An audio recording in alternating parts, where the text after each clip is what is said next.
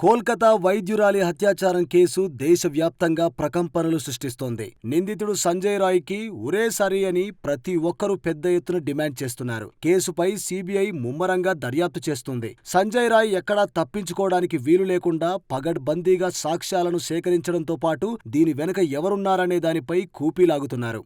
తాజాగా సంజయ్ రాయ్ను సీబీఐ అధికారులు కోర్టులో హాజరుపరచగా అతడు ఊహించని రీతిలో స్పందించాడు. దీంతో కేసు మరో మలుపు తిరిగింది. ఈ కేసులో పాలీగ్రాఫ్ పరీక్షకు నిందితుడు సమ్మతించడంతో కోర్టు అధికారులకు అనుమతినిచ్చింది. అయితే విచారణ సందర్భంగా సంజయ్ రాయ్ న్యాయస్థానంలో సంచలన ఆరోపణలు చేసినట్లు తెలుస్తోంది. తనను కేసులో కావాలనే ఇరికించారని కోర్టులో బోరున విలపించినట్టు తెలుస్తోంది. తాను ఈ తప్పు చేయలేదని కన్నీళ్లు పెట్టుకున్నట్టు సమాచారం. అయితే పాలీగ్రాఫ్ పరీక్షకు ఎందుకు సమ్మతిస్తున్నావు అని కోర్టు ప్రశ్నించగా, నేను అమాయకుణ్ణి, ఏ తప్పు చేయలేదు, నన్ను ఇందులో కావాలనే ఇరికించారు, ఈ పరీక్షతో అసలు విషయం బయటపడుతుంది అని సంజయ్ రాయ్ చెప్పినట్లు కథనాలు వస్తున్నాయి.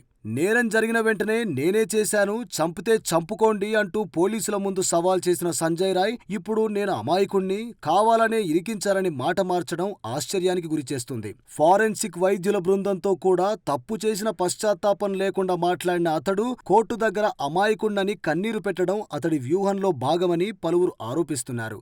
వైద్యురాలిపై అత్యాచారం చేసి అత్యంత కిరాతకంగా చంపిన ఆ కిరాతకుణ్ణి ఉరితీయాలని చిన్న పిల్లల దగ్గర నుంచి పెద్దవాళ్ల వరకు ప్రతి ఒక్కరూ కోరుకుంటున్నారు. చూద్దాం ఇంకా ముందు ముందు ఎన్ని మలుపులు తిరుగుతుందో ఈ కేసు.